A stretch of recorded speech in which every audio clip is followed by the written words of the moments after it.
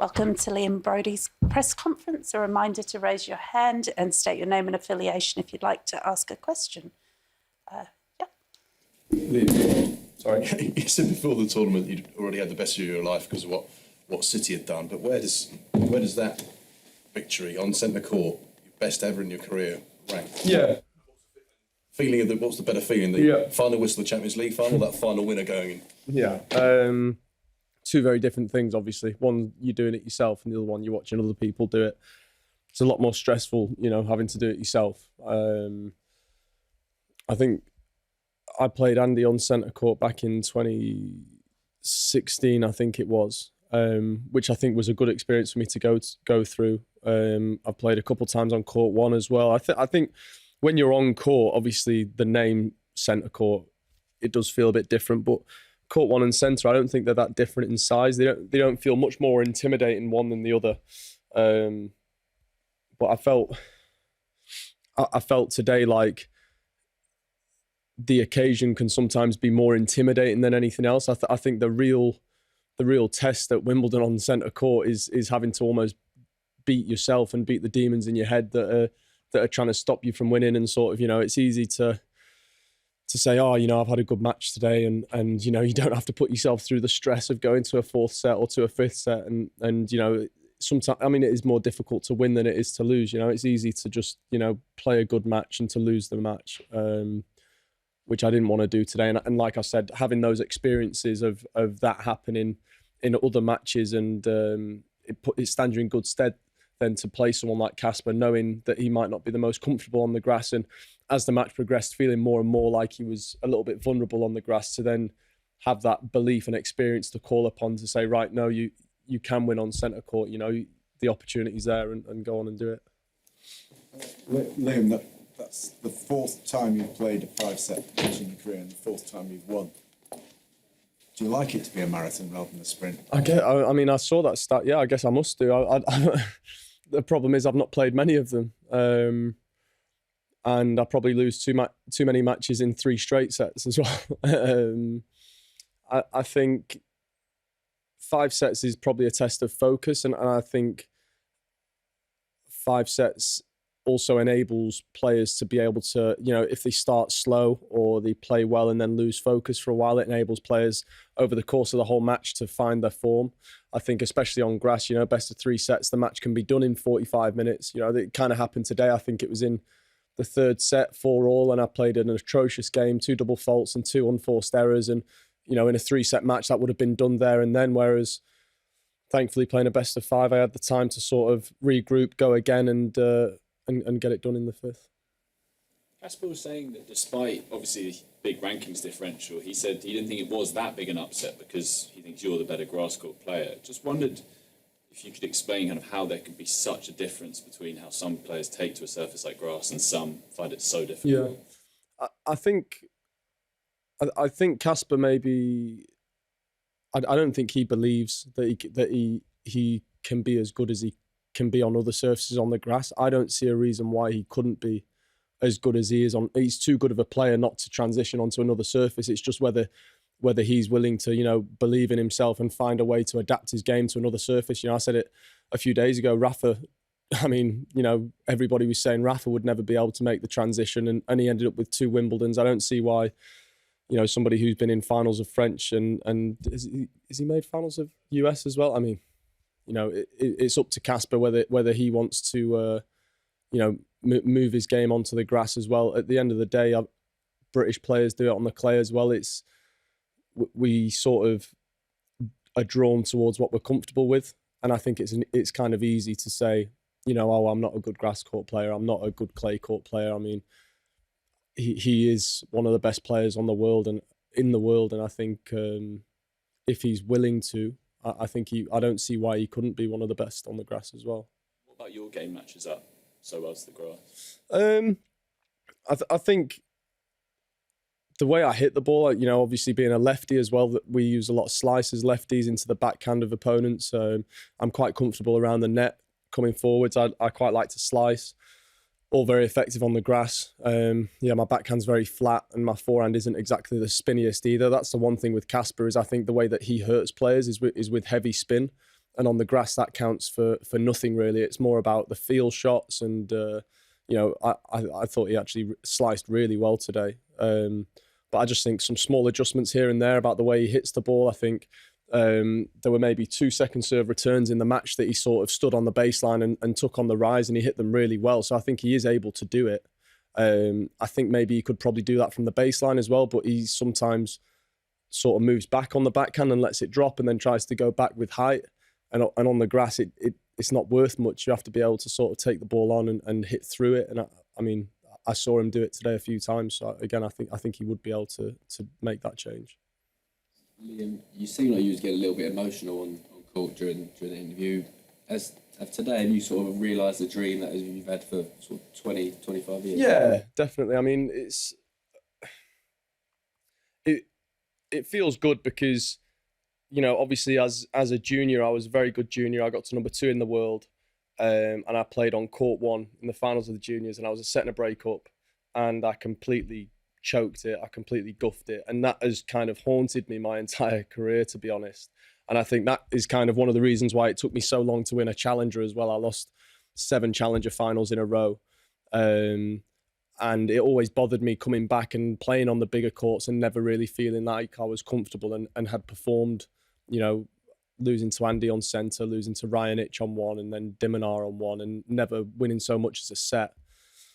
So that's why it felt good today. I feel like it's taken a monumental effort for me personally to be able to win a match on centre court at Wimbledon. I mean, Novak hasn't lost a match on centre in 10 years, which, is a testament to how good of a player he is as well. But yeah, that was a big one for me.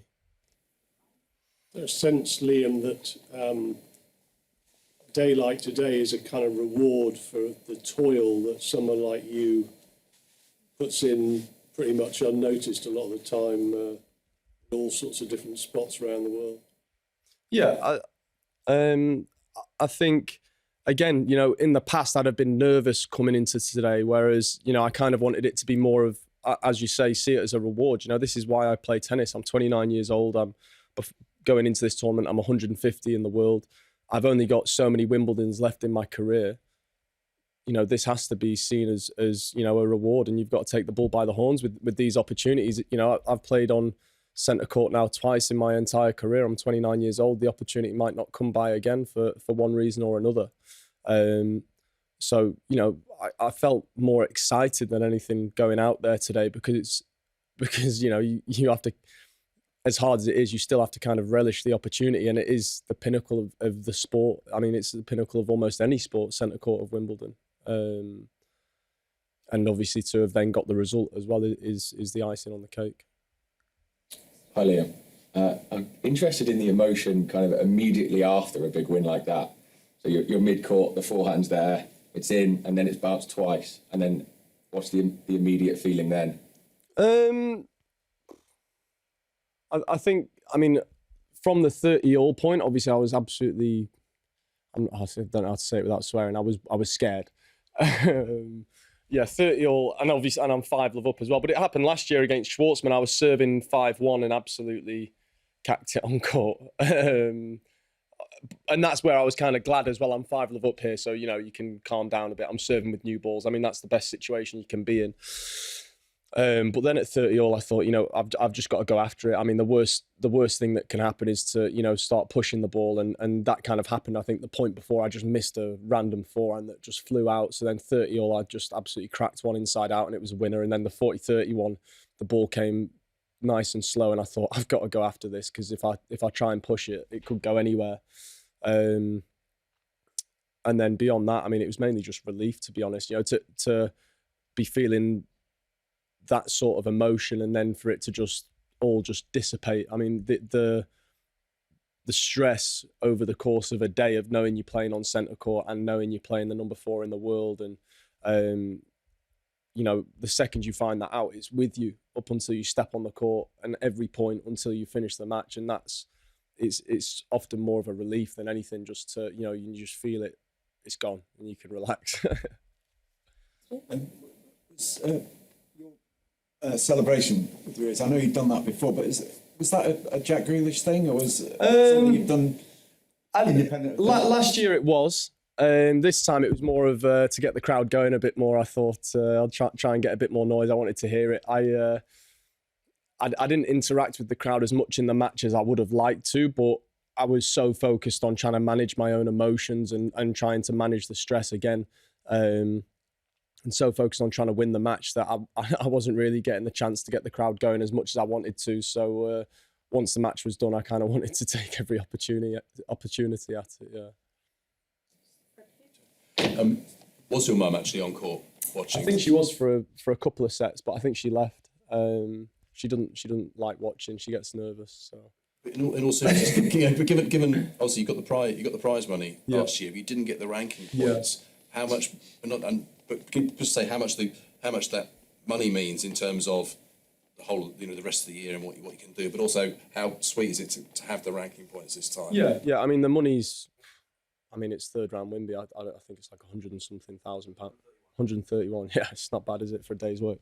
And I think I had that last year as well. But I mean, what that enables me to do, I mean, I have a 3-person team now. I have, my S&C coach, Kieran, my tennis coach, Dave, and my brother travels and sort of manages, my schedule and stuff. And it's not cheap. I wasn't clearing a lot of money after tax last year, believe it or not. The expenses in tennis are among the highest in any sport that I know of, an individual sport anyway. So to be honest, that kind of enables me to reinvest in myself and, put a little bit away as well. It's difficult because you see so many players that end up having had better careers than myself, but end up with nothing from the sport. And I'm very wary. I don't want to, end up being like that myself. So, today is massive in that sort of sense as well. And on that note, because you did give that huge financial incentive for your family not to have the nerves. Yeah. I'm just wondering about you and rewarding yourself. Are you someone that likes to have that incentive that you can give yourself a treat, and is there anything in mind? No, I don't have a car. I don't take holidays. I don't have a house. For me, I want to be able to support my family in any way I can if the opportunity is there and if it's needed. And I want to not have to worry for the rest of my life, and I don't want to be working till I'm 70 years old, especially when I've sacrificed the first 25 out of 29 years of my life for the sport of tennis. I've not had a life, so I want to be able to see something for that sacrifice, to be honest. Have you always been this sensible? No. Probably over like the last 3-4 years. I mean, in my early 20s, I did what everyone in their early 20s does. I didn't have a coach for a little while, and the schedule was a little bit more interesting then. Got time for one more question. Liam, I don't know if it's maybe a silly question, but you played a lot of games on grass last year, and then you felt like you kind of peaked at Wimbledon. And you've done the same this year, played a lot of tournaments. You've not always had success. Is that the kind of aim with that schedule, that you are getting games on your belt, so that when it comes to Wimbledon, you are sort of peaking? Yeah, the goal is always Wimbledon. The same as this US swing I'm about to take to embark upon. After Wimbledon, the goal is US Open. I've never played main draw of US Open, so that's a big goal of mine. I've played main draw of the other 3 slams. I would have liked to have performed better in the build up to the grass. It's always better to have played more matches on grass. Like I said, the 3-set matches on grass can be over in less than an hour. I just think time on the match court, as Andy's shown in the 2 challenges he's won on the grass, I think it's pretty priceless, and especially because the season's so short as well. But even though I maybe didn't get as many results as I'd have liked to in the build up, I literally, I think I said it after my first round match. The day before my first round match, I went to bed and I thought, I feel good now. Like for the first time in probably 3 months, the day before my first round match, I thought, yeah, okay, I think my game's there now. I can rest, which is when you want it to, isn't it? Is the day before the first round of a slam. So yeah. Just one up the back. Yeah, yesterday we had to just stop all process during one of them was during Katie's match, another British player. Is that something that was in the back of your mind? Are you worried about it? And had you thought about what you would do if someone was to come and disrupt your match? Absolutely. I didn't spare one thought for it. I think I can't really say much more than that. I was so stressed and focused on the match that I can, once you go onto the court, none of that even crosses your mind. I mean, if it did happen, I mean, I'd probably react how every other player did and just watch it and probably go and sit down and wait for the court to clear. Yeah. Right, thank you very much, everybody. Well done. Thanks.